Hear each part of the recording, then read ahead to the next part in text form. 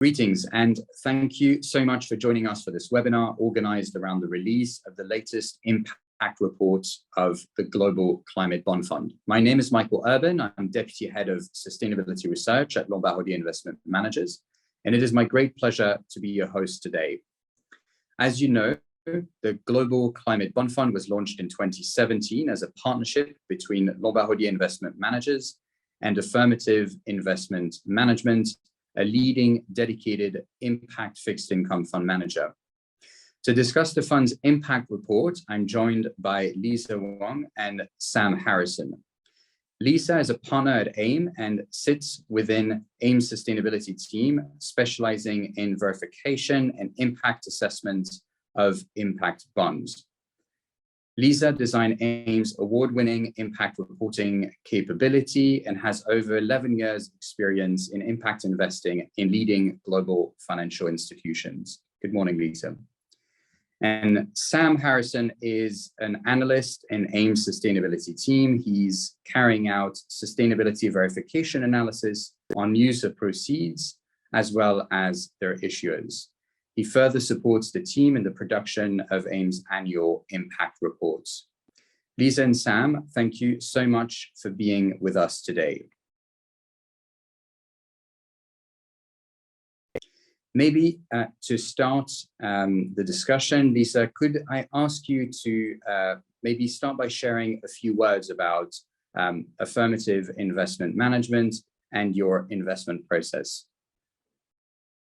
Of course, thank you, Michael. Always a pleasure to work with the LOIM Investment Managers team. Affirmative investment management, we were started in 2014, and we have very much see ourselves as a leader in the impact bond fund management space. This is the impact bond world is very much all that we invest in, assess, and as we will discuss today, produce findings around the impact performance of our portfolios. Yes, so we are a global enterprise. We're a 24-person team based primarily in London, Tokyo, and Melbourne, and we have assets under management of over $1 billion currently. And our vision is very much to mobilize mainstream capital to address the major challenges the world faces. This includes, of course, supporting the Paris Agreement and the Sustainable Development Goals. So we have a three-step process. The way that we look at the impact bond world is that we verify, and that is the team that both Sam and I sit on. And in terms of how we verify, it's a combination of both sustainability and credit criteria. And we have an acronym called SPECTRUM. S is the overarching goal, sustainability. All our investments, we seek to strive our big goal of supporting, of helping address the world's major challenges. P stands for positive externalities. Are we funding projects that have positive environmental and social impacts? E stands for ethics and issuer conducts. Are these issuers that also uphold themselves to high standards? C stands for credit worthiness, obviously a very key component in investment management. T stands for transparency. Are these issuers that are reporting to high quality information? R goes back to responsible issuer. Again, this is looking at more conventional environmental, social, and governance profile of the issuers that we invest in. U, the use of proceeds. When we're investing in bonds, that we are seeking to have some information around how the proceeds will be utilized, what types of activities they will be supporting, how well these proceeds will be managed. And M, very importantly, measurable impact, which is very much what we'll be highlighting today. So the SPECTRUM process, as you've heard, has a combination of both issuer analysis as well as issuer analysis, i.e., where are these proceeds going, what type of activities are being funded. So once bonds are verified, we create what we call the SPECTRUM bond universe, from which the portfolio management team can then construct their portfolios. And then that takes us on to the third pillar, which is evidence. And that's what we're talking about today, impact reporting. So as a investment manager, we obviously do disclose our financial returns, but importantly, we think it's really critical that we also present the environmental and social impacts of our portfolios because of our mission. Throughout this process, we have multiple opportunities for engagement, and we see ourselves as a fixed income investor as still playing a critical role in engaging with issuers and helping drive this impact on the market to continue to grow and grow with integrity, and to better understand our issuers. So hopefully that explains our process a bit. And if we move on to the next slide,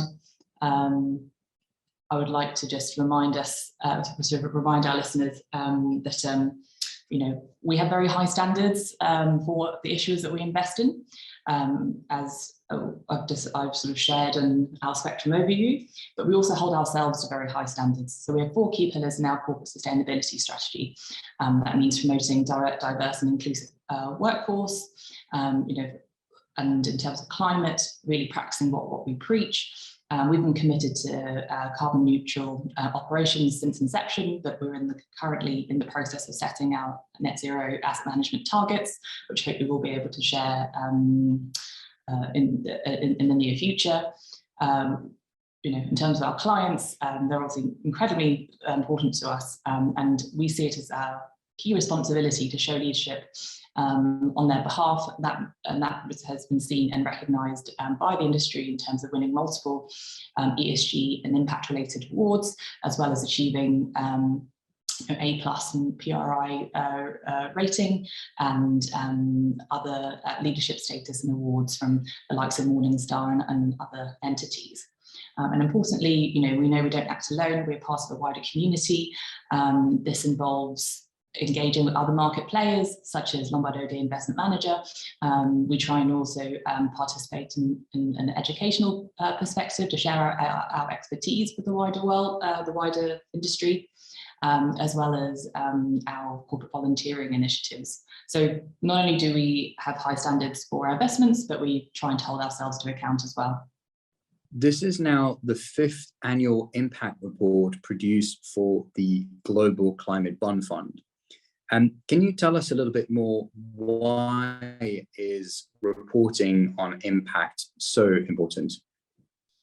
That's a great question, Michael. I mean, why is it important? At the end of the day, it's all about evidence. It's really holding ourselves accountable to what we say we commit to. If we say our mission is to mobilise mainstream capital to address some of the world's global challenges, it's also giving evidence to our clients so they can also hold us accountable as well. And really, it's sharing and participating in the high standards that we are increasingly expecting from our investments. So impact reporting is very much a core part of what we do. It's a foundational part of our process. And we really see it as critical to how we conduct ourselves and how we should go about investing. And it's really built into our investment process as opposed to a sort of add-on at the end. How do we go about it? Really to build what we think is a truly comprehensive view of our portfolios from impact perspective.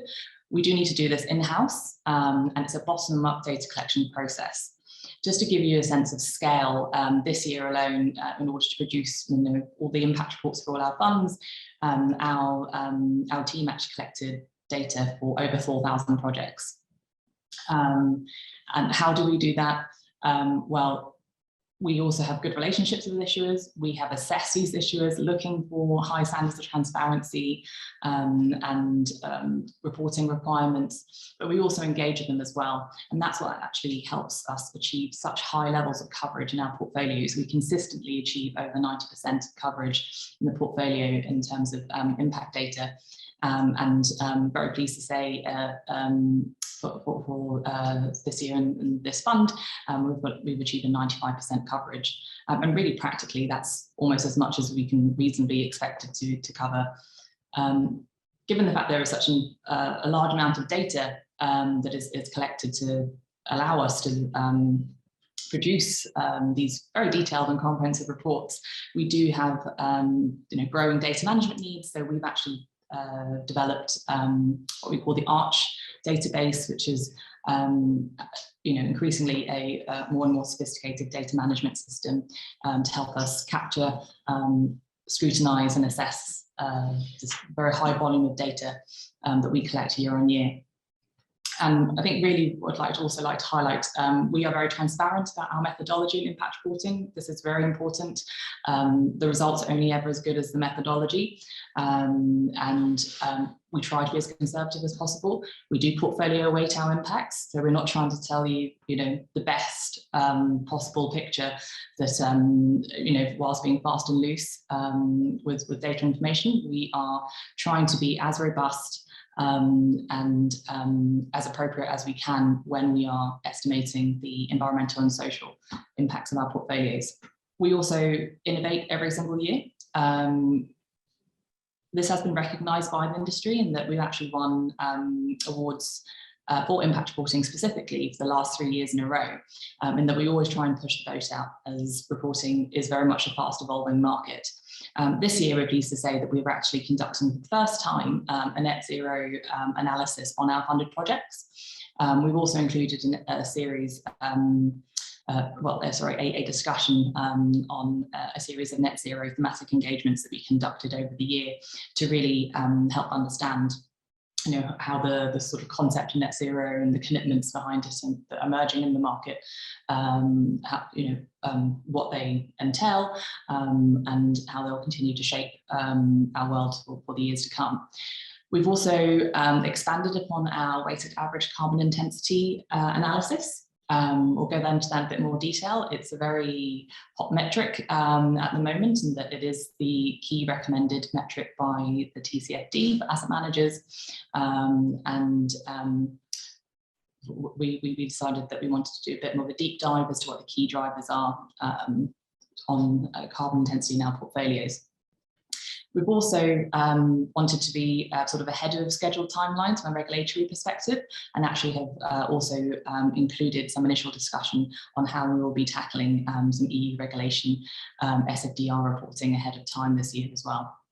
And so the impact bond market has actually grown quite dramatically over the past few years. Could you walk us through some of the key themes that you have seen develop in this fast developing and exciting space? As you can see here, the impact bond market, which primarily is, when we talk about impact bond market, refers to the use of proceeds bonds, green, social and sustainability bonds, and the sort of emerging subcategory of sustainability linked bonds. This market really actually ballooned in 2021, as you can see, almost twice the annual issuance compared to 2020. Right now, we're looking at $2.3 trillion US dollars overall. So, as Michael has said, it is a fast-growing market. Just to talk about some of the key themes that really have emerged in the impact bond market, specifically around impact reporting as well, given today's discussion, is that it's very positive. We are seeing issuers overall improve in terms of how they approach impact reporting, the quality information that's being shared, and importantly, some more details around methodology, as there's a greater understanding that methodology matters. We do see that data collection in order to produce our impact reports still remains as essential for us to do in-house. This is very much because even though there are emerging data sets aggregating the information coming from different issuers, the coverage is still relatively patchy and actually doesn't currently reach the same levels that we can achieve because of our added engagement. You also have the challenge that issuers approach impact reporting slightly differently. In order to avoid comparing apples and oranges, we do need to scrutinise the data produced by the different issuers, but also find ways to harmonise and essentially aggregate the data as well. And really importantly, I think what we're all quite excited about is that there have been several developments in issuers releasing, more ambitious, more detailed sustainability strategies. A number of these are under the sort of net zero strategies. So we saw in in the figures that you shared just before that actually 2021 was the first year where new issuance broke $1 trillion US. Thinking specifically about 2021, could you share with us an overview of the impact of the fund in the year 2021? Absolutely, thank you, Michael. So as Lisa's already mentioned, we carry out our impact data collection process in-house, and that involves aiming to obtain the most granular level of information that we can. So in many cases, that means that we can obtain data at the specific project level. And as Lisa's already touched upon, that's partly a result of carrying out our data collection in-house, and it's also a result of our engagement with the issuers to obtain the maximum level of coverage. And as you can see on the slide here, for 2021, we were able to collect impact data that covered 95% of the fund. And that's a figure that we're extremely proud of. And practically speaking, that's about as high as the figure could be. And that's partly because some of the portfolio is held in cash, but it's also because some of the portfolio is held in bonds that were issued later on in the year and that hadn't reached their impact reporting cycle by the time we came to our impact data collection. And we're also keen to be transparent around our coverage rates for the different sets of analysis that we run. So you can see there that for our weighted average carbon intensity assessment, we achieved a coverage of 80%, and for our avoided emissions analysis, we achieved a coverage of 66%. And that's because these pieces of analysis have higher data requirements, and so sometimes there can be issues around data disclosure, but it's also to do with the relevance of different projects. So for example, social projects aren't included in these because obviously they don't have greenhouse gas emissions mitigation as their primary objective. So for the fund as a whole, our impact data collection this year covered 164 separate impact bond frameworks, and we collected data for 2,700 individual projects across 165 countries around the world. And so that means that although the fund is primarily invested in developed market issuers and takes only developed market financial risk, it actually achieves positive environmental and social impact in both developed and emerging economies around the world. And just moving on to some of the more specific impacts that the fund has had in 2021, if we could just move to the next slide. So the impact metrics that we report are derived directly from issuers' own impact reporting. And then we then scale these back to make sure that we're not overstating our impact. So the figures are prorated at two levels. The first is prorating the figures based on the issuer's share of the total project financing. And the second level involves scaling the figures back based on the portfolio's share or based on the portfolio's holding of a specific bond. And I would also note that these figures should be treated as an underestimate of the total impact. And that's partly because not all issuers report on every impact that their projects have had.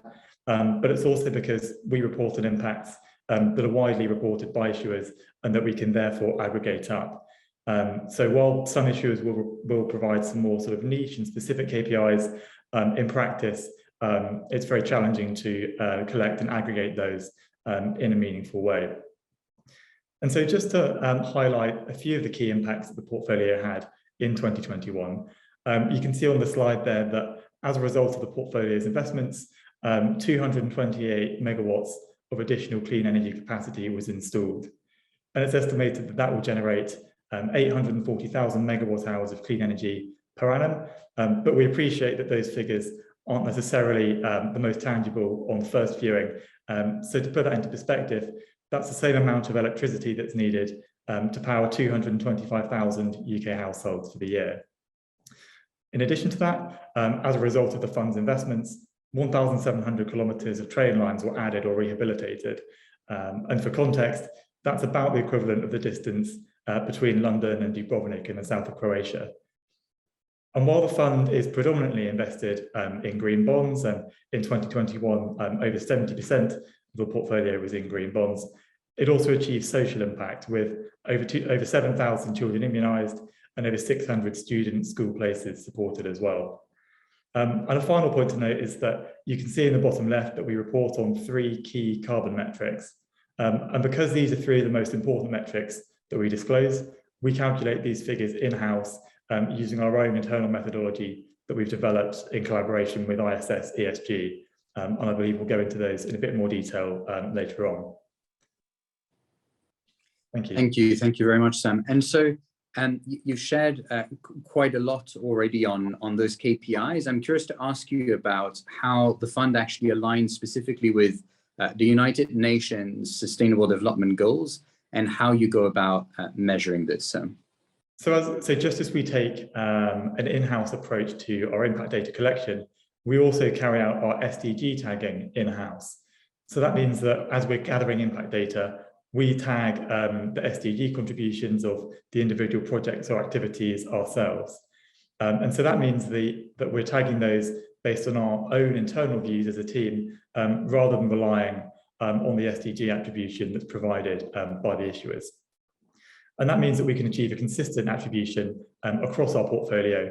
And it also means that we can take a conservative approach in order to not overstate our contribution to the SDGs. And it also means that by using our own methodology, we can attribute variable weightings to the different SDGs. So for an individual project in question, we can identify a primary SDG that it's contributed to, as well as highlighting any secondary SDGs when that's appropriate. And you can see on the slide there that in 2021, the portfolio's investments contributed to 15 out of the 17 SDGs. And also through AIM's partnership with Lombard Odier, we also contribute to SDG 17, which is partnerships for the goals. And really you can see that there's a concentration in the 4 climate-oriented SDGs, which are SDG 7, which is clean and affordable energy, SDG 9, sorry, which is industry, innovation and infrastructure, SDG 11, which is sustainable cities and communities, and SDG 13, which is climate action. And really it isn't too much of a surprise that the fund's contribution is concentrated in the climate-oriented SDGs, given that the majority of the fund is held in green bonds. Thank you. And so now maybe to go at a level sort of slightly more granular, could you give us some color on the types of projects that are supported by the fund? So the fund supports a wide variety of projects, both in terms of the sectors they focus on, but also in terms of their geographical dispersion. And you can see on the map there that while there is a relative concentration of investments in developed countries, the projects supported by the fund actually touch 165 countries around the world. And in the annual impact report, we go into a number of these individual projects in quite significant detail. But for now, just to give you an idea of the projects that are supported, I'll mention 2 of the individual projects. So the first project to mention really focuses on improving access to clean water and sanitation facilities and empowering women in India. And this is a project that received allocations under the Asian Development Bank's Green Bond Programme. So this project was located in the state of Tamil Nadu in the south of India, and that's one of the most drought vulnerable regions in the world. And it's also a region in which the majority of households are not connected to sewage collection infrastructure or water distribution pipelines. And this project aimed to specifically address those issues through a number of infrastructure investments, including additional sewerage collection facilities and water distribution pipelines, among a number of others. And so as a result of the project, over 150,000 households in the state gained access to household sewage collection pipelines, and over 188,000 gained access to household water distribution pipelines. The project also involved the construction of 66 new reservoirs, which had significant water capacity, and that will help to ensure resilience among the local community to the increasing impacts of climate change. And alongside those benefits, the project also had a positive impact for gender equality in the region. And that was because the project involved the formation and training of 12 all-female community organisations. And they were trained to promote best practice with regards to water management and sanitation in the local communities into the future. And in terms of the SDG contribution of the project, you can see there that we've identified a number of SDGs that the project supports, and the primary SDG that we attributed is SDG 6, which is clean water and sanitation. And the second project to mention, if we could just move to the next slide quickly. The second project is focused on protecting the Netherlands against the 1 in 10,000 year storm event. And this was a project that received allocations under the Dutch sovereign green bond program. So the Netherlands, as we know, is a country which is significantly at risk of flooding, partly because large areas of the country actually lie below sea level. And because of that, flood protection infrastructure is absolutely critical for the country. And so this project focused on maintaining and upgrading a critical flood defence located just north of Amsterdam called the Houtdijk flood defence. And the aim of this project was to upgrade that specific flood defence such that it could withstand the impact of the 10,000 year storm event.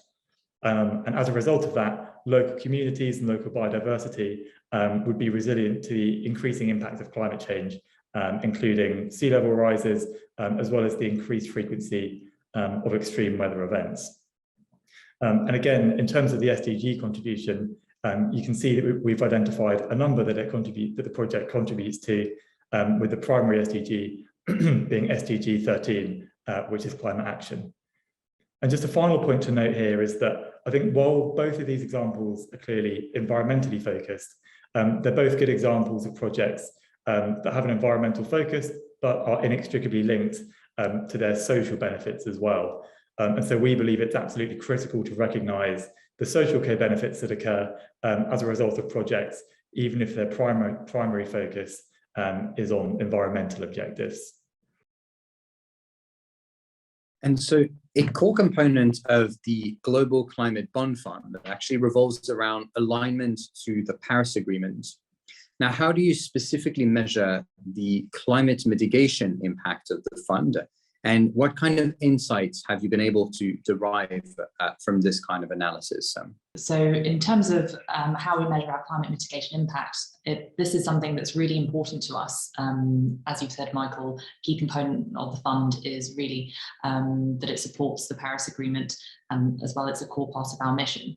So we actually have several metrics and discussions around the climate mitigation impact of the fund and the portfolio in the report, and we very much encourage readers to go through in detail because we've got several discussions and metrics available. But I'd like to highlight here sort of 3 key metrics that you may well have seen elsewhere in this Q&A, and really the way we look at measuring climate mitigation impact is through 2 key lenses. One is the, in terms of the projects that we're funding through these mostly use of proceeds bonds, what type of carbon abatement or net zero alignment potential do they have? And that is looking at using project level information and data, and is represented by our carbon yields metric, which is a metric we have reported on since this fund's inception. And that measures the potential avoided emissions associated in investing in the funds. So very simply put, by investing in the fund, how much greenhouse gas emissions can we reasonably estimate has been avoided through that investment. This year, we also tried something that we think is very ambitious, is really looking at the project pool and trying to determine how many of these projects are aligned with a net zero by 2050 goal and future. This is ambitious because net zero commitments and data availability is still quite limited at the moment, but we do see it as critical in answering this question. Well, what type of climate mitigation impact is the fund having? We hope to help drive greater data transparency on that front to address this critical question.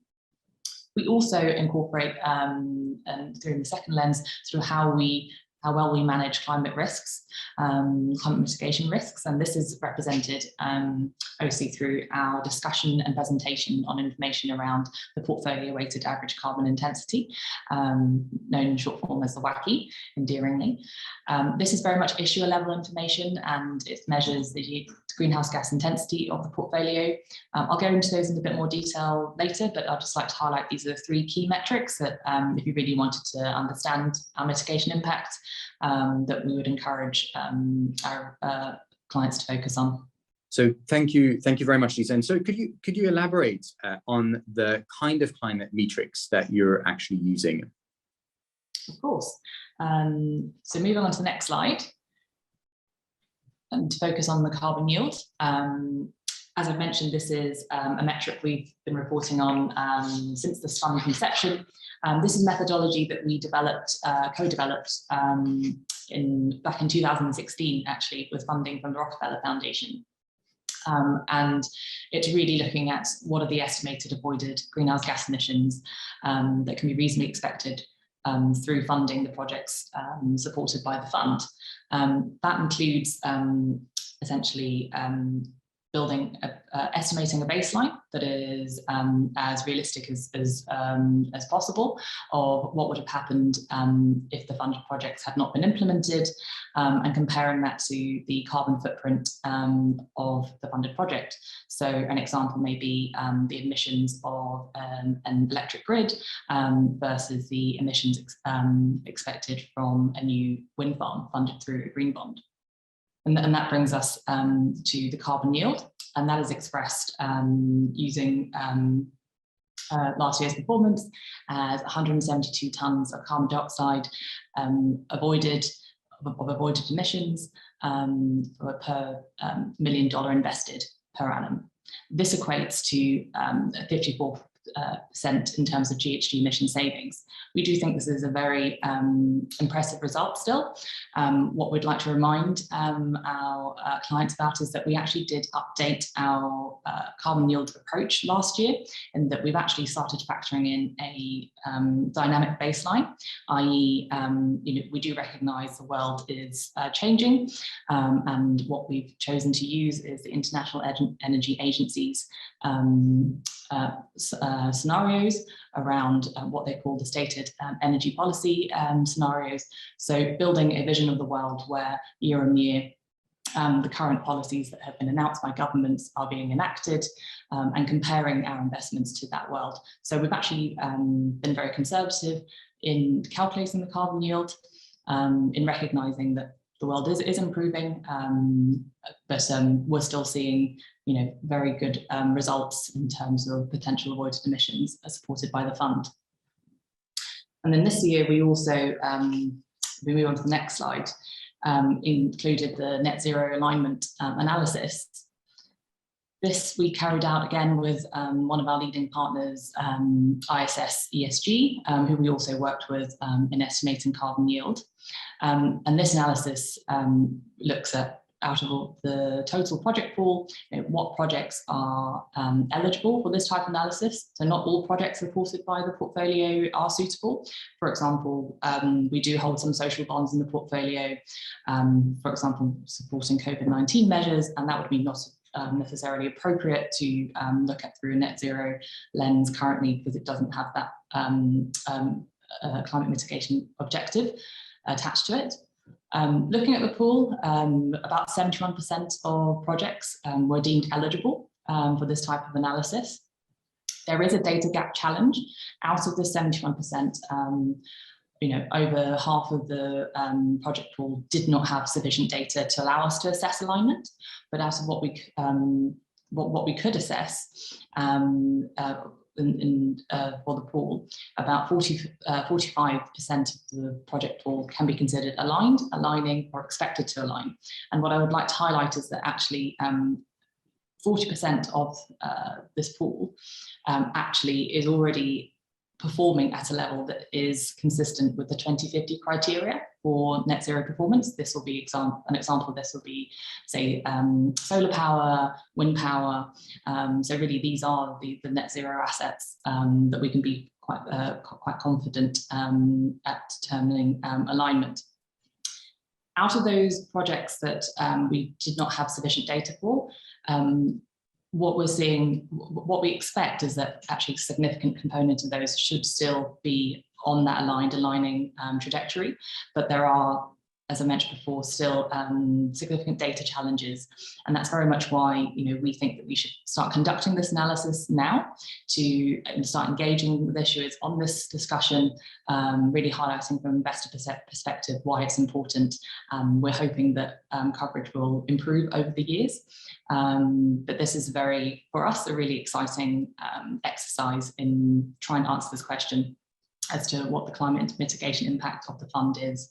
So many investors are now looking to the Task Force for Climate-Related Financial Disclosures, otherwise known as TCFD, for a framework for reporting the carbon intensity of their portfolios.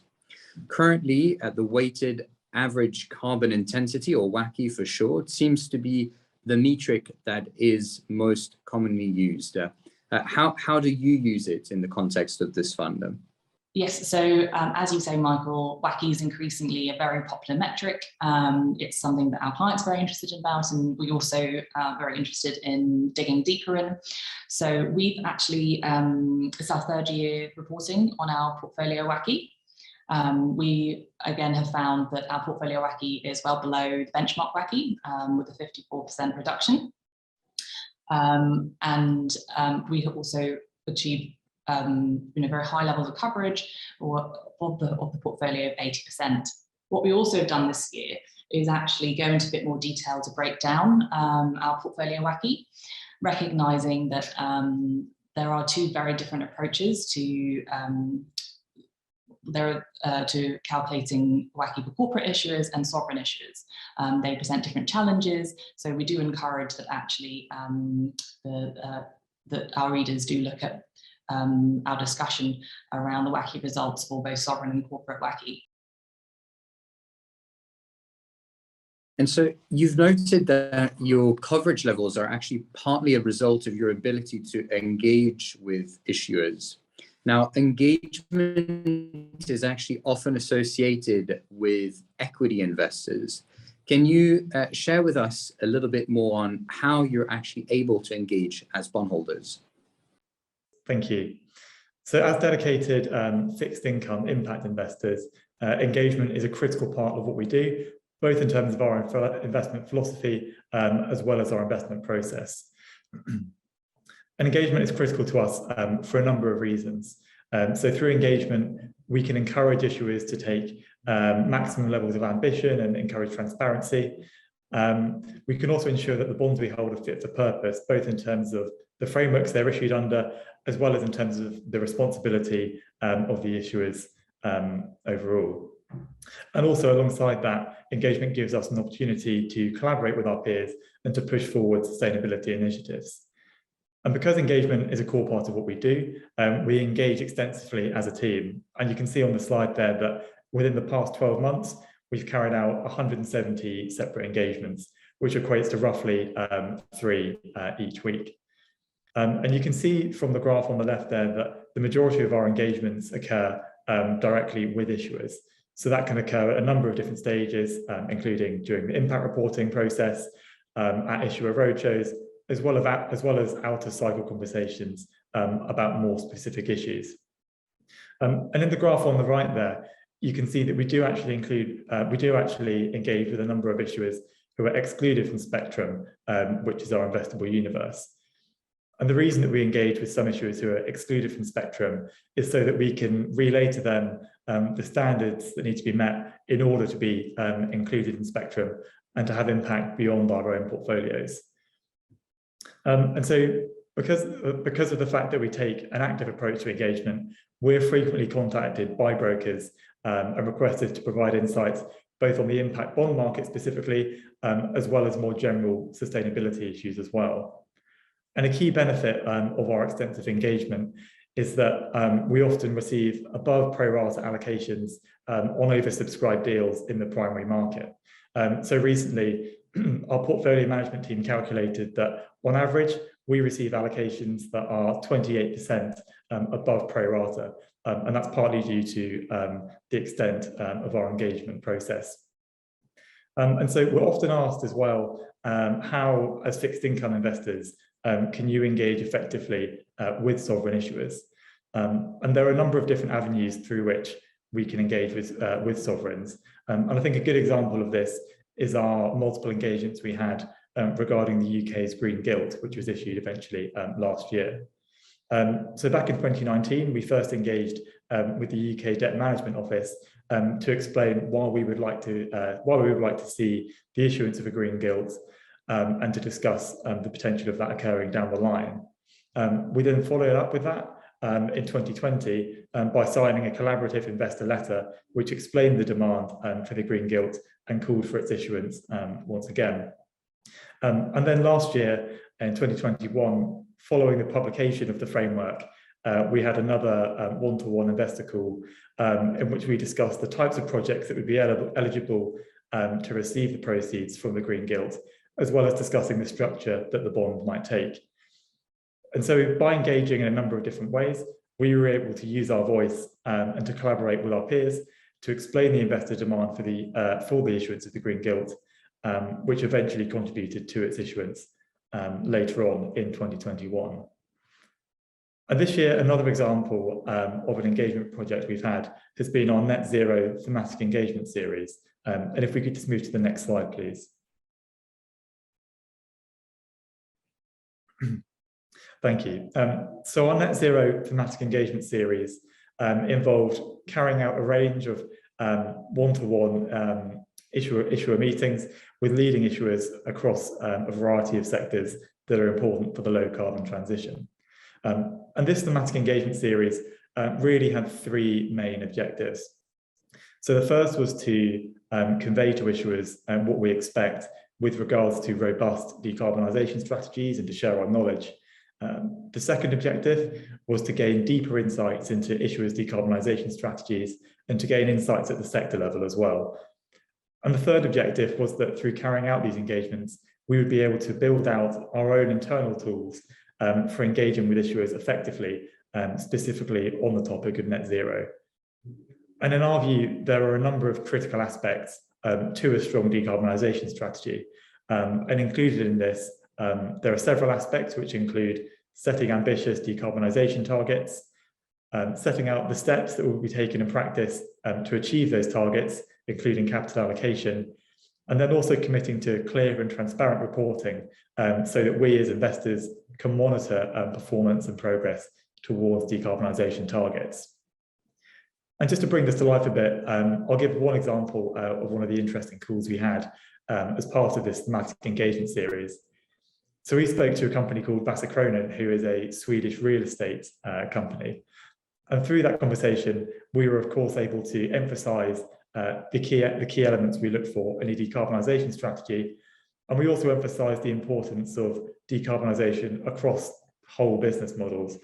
So in terms of both the operational use of their portfolio of buildings, but also in terms of the embodied emissions from their new constructions. Through the conversation, we also gained deeper insights into their own net zero strategy beyond what was available in publicly available documentation.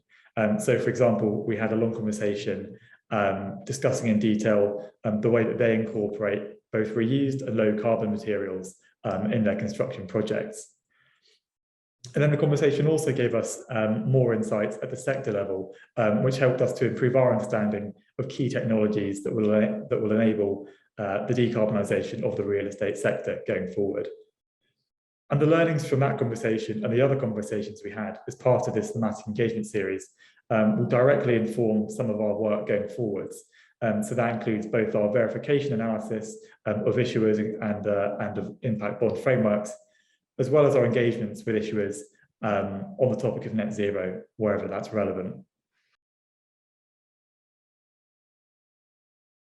Thank you very much, Sam. And so I understand that the Global Climate Bond Fund is classified as Article 9 under the European Union Sustainable Finance Disclosure Regulation, also known as SFDR.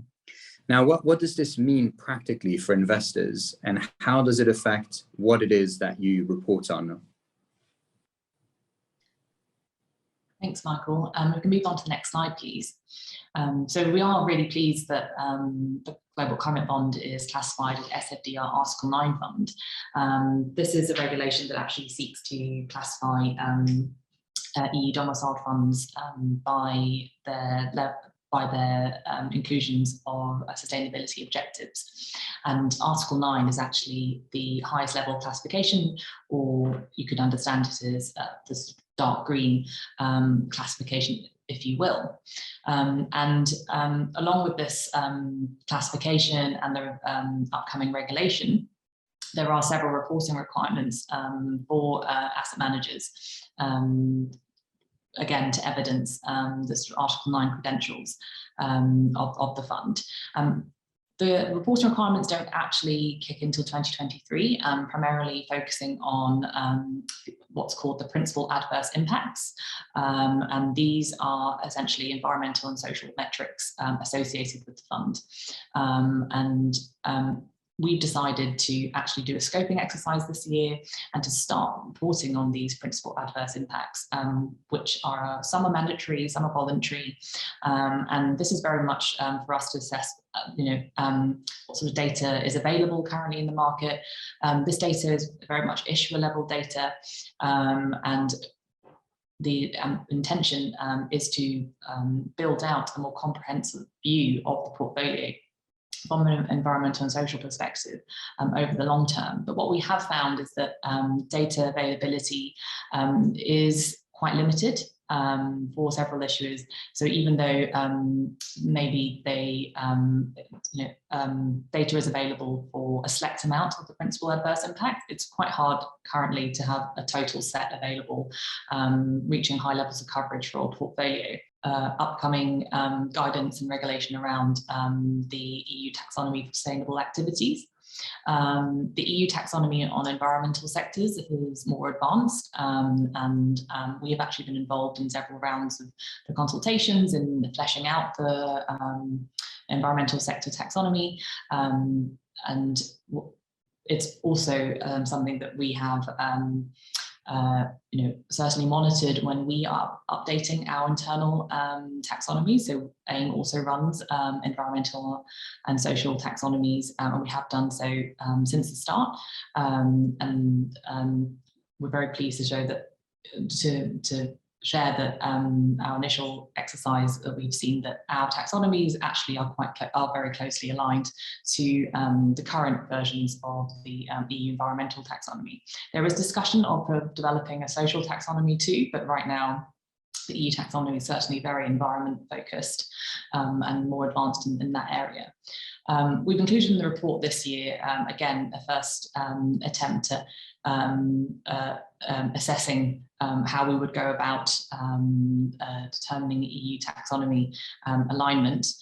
What we would caution is that it's very difficult to assess EU taxonomy alignment currently because the data needs are very high. It's something that even issuers are grappling with at the moment, as to how to evidence that whether their green bond, sustainability bond is EU taxonomy aligned or not.